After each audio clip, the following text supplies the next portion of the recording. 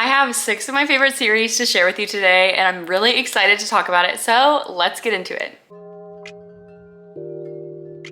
Hi, I'm Lacey, I love to read. Thanks for coming to my channel. I have 6 connected series to share with you. And so I know a very big popular thing right now is interconnected standalones. But for today's video, I wanted to focus on connected series where you have to read them in order and each one bridges off the last one. So I have 1 literary fiction series, 1 thriller series, 1 historical fiction series, 1 fantasy series, 1 romance, and 1 dark romance, so still in the genre, kind of like between a thriller and a romance. So let's get into 6 of my favorite book series. I am starting off extremely strong with honestly one of my favorite book series ever. Obviously, it's by my favorite author. So this is the Beartown trilogy. There are 3 books, obviously, because it's a trilogy, and I loved this series so much. Just to give some stats, this series is a literary fiction series. There are 3 books. The first one is Beartown by Frederick Bachman. This book is 482 pages and I rated it 4.75 stars. The next book is Us Against You. This book is 410 pages and I rated it 5 stars. And then the last book is The Winners by Frederick Bachman, obviously. And this book was 670 pages and I rated it 5 stars. To rank them, it would be Winners is first, then Us Against You, and then Beartown. But obviously, as you could tell, an amazing series start to finish. And now to finally get into what it's about. It is 3 books about a hockey town, and they're on the brink of gaining some traction and getting attention again, and really great things happening to build some success towards this town. And then one event occurs and impacts everyone, and a lot of people are on different sides. So it honestly is just about community and family and the lengths you'll go to protect people. It's so good. It honestly is primarily focused on this hockey town and the high school and the players that are a part of this hockey team, and then their families and their friends and their neighbors and business owners and councilmen and just so many people intertwined. And there's a rival town that kind of goes head to head in different ways. And it's just such a beautiful series. I had so much fun reading it. It tells such a heartbreaking but really realistic story of people. And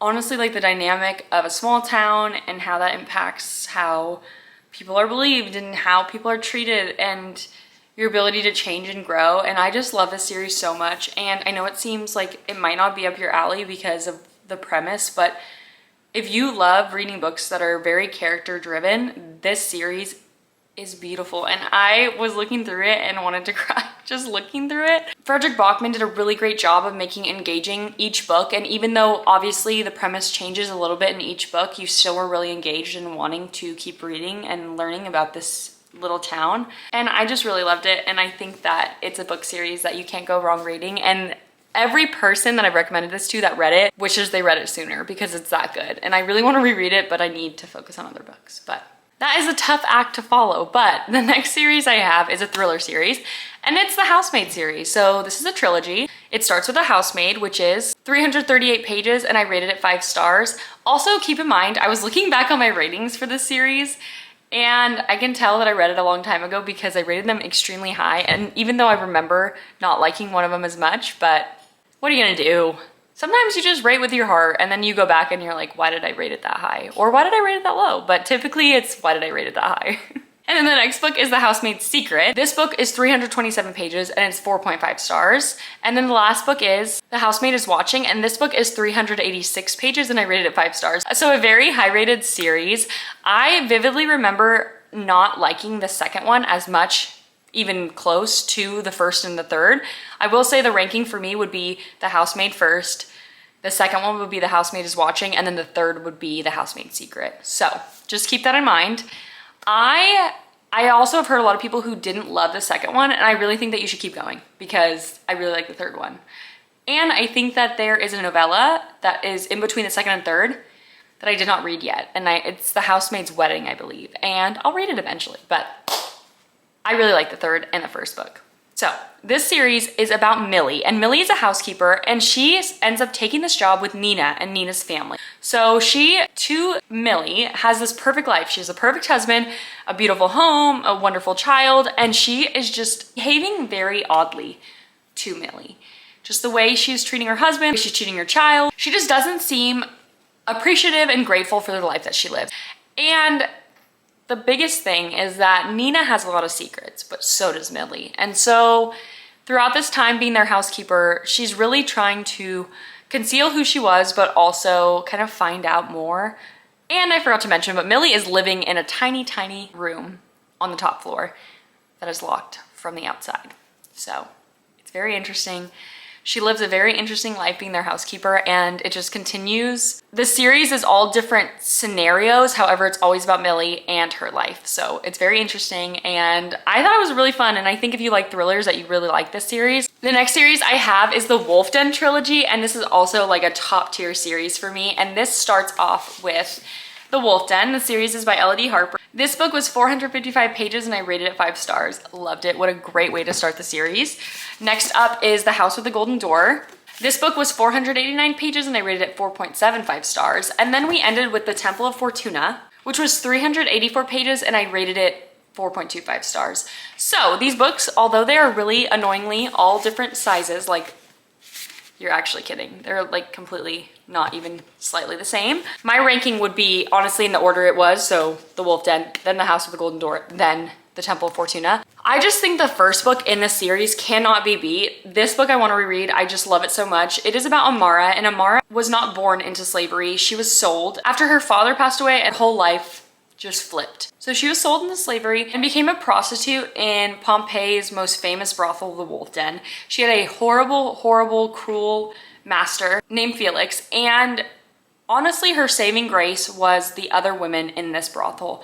It is a lot about friendship and community and finding freedom and just finding a way to survive, honestly. And the friendships in this book were so beautiful, and the things that they had to do was just heartbreaking. And you really fell in love with each character for different reasons, and there was a lot that went on, and a lot of heartbreak and a lot of cruelty and a lot of disgusting things that were done to them and around them, but just a beautiful story of hope and resilience. And I just love Amara so much, and I love Dodo. I love all the girls. Britannica, I believe is her name. I loved her as well, and I just love Elodie Harper's writing. I found this book to be very engaging, and I just kept wanting to read it. And that's why I was so interested to finish the series and continue Amara's story. The next series I have is probably one of the most famous of this time's fantasy, and it is A Court of Thorns and Roses. So the first book is A Court of Thorns and Roses. This was 419 pages and I rated it 4.75 stars. The next book is A Court of Mist and Fury. This book was 626 pages and I rated it 5 stars. The next book is A Court of Wings and Ruin. This book was 703 pages and I rated it 5 stars. And the next book is a tiny novella, and it is A Court of Frost and Starlight. This book was only 232 pages and I rated it 4 stars. And then we ended off, for now, with A Court of Silver Flames, which was 751 pages and I rated it 4.5 stars. Just to give a ranking, I don't even want to hold them up, but I'm going to. A Court of Mist and Fury, number 1. Number 2 would be A Court of Wings and Ruin. Number 3 would be the OG, A Court of Thorns and Roses. Number 4 would be A Court of Silver Flames. And then to end it off, it would be A Court of Frost and Starlight. So it's just smaller. You can't get as much out of it at that point. But the series follows Feyre, and Feyre is starving. Her family is starving, and she is hunting in the woods to keep them afloat and to survive. She goes out into the woods and kills a wolf. And that wolf happens to be someone from the fairylands that she now must pay for. So a ferocious beast comes to her house and takes her back to the fairylands, and she ends up in the Spring Court. That's where you start. You learn about her and Tamlin, the High Lord of the Spring Court, and that's where it starts. She goes through a lot of different things going into this fairyland, and it is honestly a roller coaster. It's so fun. It's so engaging. I really understand why it is such a popular series. I just thought it was really enjoyable, and it was really accessible as a new person going into fantasy to see if they liked it. I just had the best time, and I thought it was so fun, and I think you really can't go wrong, and I understand why everyone loves it. And then moving on to our last 2 series, which are both of the romance genre. So the first one I have is All the King's Men by Kennedy Ryan. This is only a duology, but they are connected, and so I wanted to include them in this video, and I love them. So the first book is The Kingmaker. This book was 352 pages and I rated it 5 stars. Started off so strong. The next book is The Rebel King and this was 348 pages and I rated it 4.5 stars. So this series is very scandal-esque. It is about a billionaire's family and his family is very much on the I want to make money, I don't care about the environment train, which is how a lot of billionaires are. And Lennox is protesting the pipeline that his family is trying to push for. And Lennox has ties to this land because it is her ancestral land and she is indigenous and so she is trying to save it. And they spark up a little bit of an interesting meeting at this protest and then they see each other again years later and rekindle something that was kind of there but only a spark.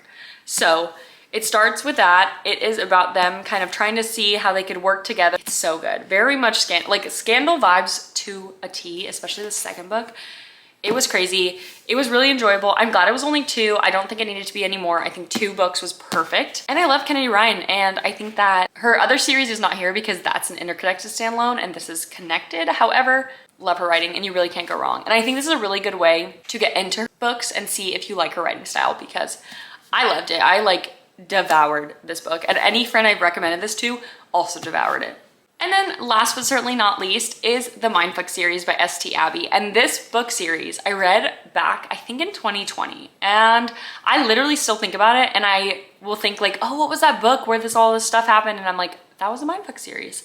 This series is so good. So there are 5 books in this series, but they're all very short. So it doesn't really total up to, you're not reading thousands of pages like ACOTAR. So the first book is The Risk, and this book is 132 pages. This is another series that I did read a long time ago, and so I think I rated every single book 5 stars, but it was a really good series. So, maybe I was onto something.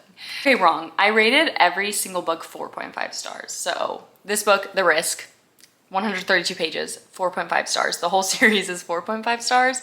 So I don't even know how to rank them, but it's a really good series. It's like a Criminal Minds episode.